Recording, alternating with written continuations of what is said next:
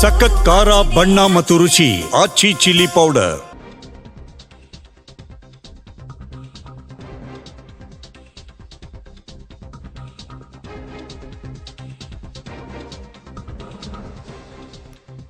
ಕುರ್ಚಿ ಕಿತ್ತಾಟದ ಬಗ್ಗೆ ಹೈಕಮಾಂಡ್ಗೆ ಮಲ್ಲಿಕಾರ್ಜುನ ಖರ್ಗೆ ಅವರು ವರದಿಯನ್ನ ಕೊಡಲಿದ್ದಾರೆ.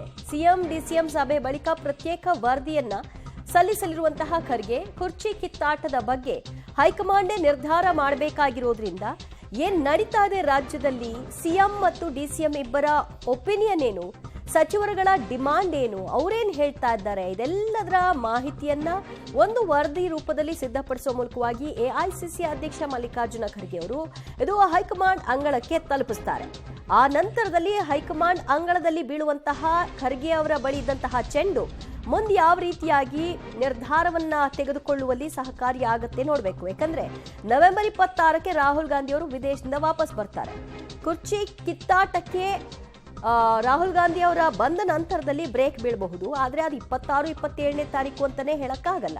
ಅವರು ಒಂದು ಸಮಯವನ್ನ ಕೊಡ್ತಾರೆ. ಖರ್ಗೆ ಅವ್ರನ್ನ ಭೇಟಿ ಮಾಡಿ ವರದಿಯನ್ನ ತರಿಸ್ಕೊಂಡು ಏನಿದೆ ವರದಿಯಲ್ಲಿ ಅನ್ನೋದನ್ನ ಆಲಿಸಿ ಆ ನಂತರದಲ್ಲಿ ಇವರಿಬ್ಬರಿಗೂ ಒಂದು ಸಭೆಗೆ ನಿರ್ಧಾರವನ್ನ ಮಾಡಬಹುದಾದಂತಹ ನಿರೀಕ್ಷೆ.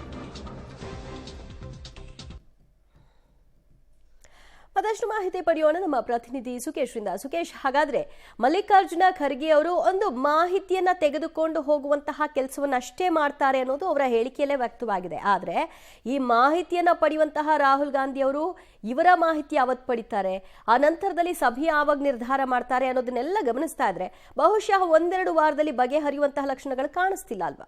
ಖಂಡಿತ ದಿವ್ಯಜ್ಯೋತಿ, ಹಾಗೆ ನೋಡೋಕೋದ್ರೆ ಎಐಸಿಸಿ ಅಧ್ಯಕ್ಷರು ಸುಪ್ರೀಂ ಆಗಿರುವಂತವ್ರು, ಹಾಗಾಗಿ ಇವರು ತೆಗೆದುಕೊಳ್ಳುವಂತ ತೀರ್ಮಾನವೇ ಅಂತಿಮ ಆಗಿರ್ತಿತ್ತು ಕೂಡ ಮತ್ತು ಅಂತಿಮವಾಗುತ್ತೆ ಕೂಡ ಕಾಂಗ್ರೆಸ್ನ ಬೈಲ ಪ್ರಕಾರ. ಆದರೆ ಎಲ್ಲೊಂದು ಕಡೆ ಗಾಂಧಿ ಕುಟುಂಬದ ಹೊರತಾಗಿ ನಿರ್ಧಾರವನ್ನು ತೆಗೆದುಕೊಳ್ಳುವಂಥ ಪರಿಸ್ಥಿತಿ ಇಲ್ಲದೆ ಇರೋದ್ರಿಂದ ಸಹಜವಾಗಿ ಅವರು ಅಲ್ಲಿ ಚರ್ಚೆ ಮಾಡಬೇಕಾಗುತ್ತೆ. ಅದು ರಾಹುಲ್ ಗಾಂಧಿ ಅವರ ಮಟ್ಟದಲ್ಲಿ ಆಗುತ್ತಾ ಅಥವಾ ಸೋನಿಯಾ ಗಾಂಧಿ ಅವರ ಮಟ್ಟದಲ್ಲಿ ಆಗುತ್ತಾ ಅನ್ನುವಂಥದ್ದು ಕೂಡ ಒಂದು ರೀತಿಯ ಕುತೂಹಲ ಇದೆ. ಸದ್ಯಕ್ಕೆ ರಾಹುಲ್ ಗಾಂಧಿ ಅವರು ಆಕ್ಟಿವ್ ಆಗಿದ್ದಾರೆ ಅನ್ನೋದು ಇದ್ರೂ ಕೂಡ ಸೋನಿಯಾ ಗಾಂಧಿ ಅವರ ಮಧ್ಯಪ್ರವೇಶವು ಸಾಧ್ಯ ಇಲ್ಲ ಅಂತ ಹೇಳಲಿಕ್ಕೂ ಕೂಡ ಸಾಧ್ಯ ಇಲ್ಲ. ಹಾಗಾಗಿ ಇಲ್ಲಿನ ಎಲ್ಲ ವಿಚಾರಗಳನ್ನು ಅಥವಾ ಏನು ಮನವರಿಕೆ ಮಾಡುವ ಪ್ರಯತ್ನ ಮಾಡಿದ್ರು ಅಂತದ್ದು ಅವರು ಚರ್ಚೆ ಮಾಡಿಕೊಂಡ್ರೆ ಉಳಿದ ವಿಚಾರಗಳನ್ನು ಅಲ್ಲಿ ತೀರ್ಮಾನ ಮಾಡಬಹುದು. ಅಂದರೆ ಯಾರನ್ನ ಕರಿಬೇಕು, ಯಾರನ್ನ ಕರಿಬಾರ್ದು, ಅಥವಾ ಯಾವಾಗ ಕರಿಬೇಕು, ಅಥವಾ ಏನು ಡೆಡ್ಲೈನ್ ಅನ್ನು ನಿಗದಿ ಮಾಡಬಹುದು, ಅಥವಾ ಏನು ಹೇಳಿ ಮನವೊಲಿಕೆಯನ್ನು ಮಾಡಬಹುದು. ಅದು ಸಿಎಂ ಇರ್ಬೋದು, ಡಿಸಿಎಂ ಇರ್ಬೋದು, ಇಬ್ಬರನ್ನು ಕೂಡ ಏನು ವಿಚಾರವನ್ನು ಹೇಳಿ ಮನವೊಲಿಕೆ ಮಾಡಬಹುದು ಅನ್ನೋ ಸಂದರ್ಭಕ್ಕೆ ಒಂದು ತೀರ್ಮಾನ ಮಾಡಿಕೊಳ್ಳುವಂಥ ಸಾಧ್ಯತೆ ಇರುತ್ತೆ. ಹಾಗಾಗಿ ಬಹುತೇಕ ಎಐಸಿಸಿ ಅಧ್ಯಕ್ಷರಂತ ಮಲ್ಲಿಕಾರ್ಜುನ ಖರ್ಗೆ ಅವರು ದೆಹಲಿಗೆ ತಲುಪಿದ ನಂತರ ಅಲ್ಲಿ ಆಗುವಂಥ ತೀರ್ಮಾನದ ಮೇಲೆ ಎಲ್ಲವೂ ನಿರ್ಧಾರ ಆಗುವಂಥ ಸಾಧ್ಯತೆ ಕಾಣಿಸ್ತಾ ಇದೆ. ದಿವ್ಯಜ್ಯೋತಿ, ಥ್ಯಾಂಕ್ ಯು ಸುಕೇಶ್ ನಿಮ್ಮೆಲ್ಲ ಮಾಹಿತಿಗೆ. ಸದ್ಯ ಮಲ್ಲಿಕಾರ್ಜುನ ಖರ್ಗೆ ಅವರನ್ನ ಬಹುತೇಕ ಸಚಿವರುಗಳು ಸಿಎಂ ಡಿಸಿಎಂ ಎಲ್ಲರೂ ಕೂಡ ಭೇಟಿ ಮಾಡಿ ಏನ್ ಮಾತುಕತೆ ಆಗಬೇಕಿತ್ತು, ಏನು ತಮ್ಮ ಇಂಗಿತ ಅನ್ನೋದನ್ನ ವ್ಯಕ್ತಪಡಿಸಬೇಕಿತ್ತು, ಎಲ್ಲವನ್ನು ಕೂಡ ಮಾಡಿ ಆಗಿದ್ದೆ.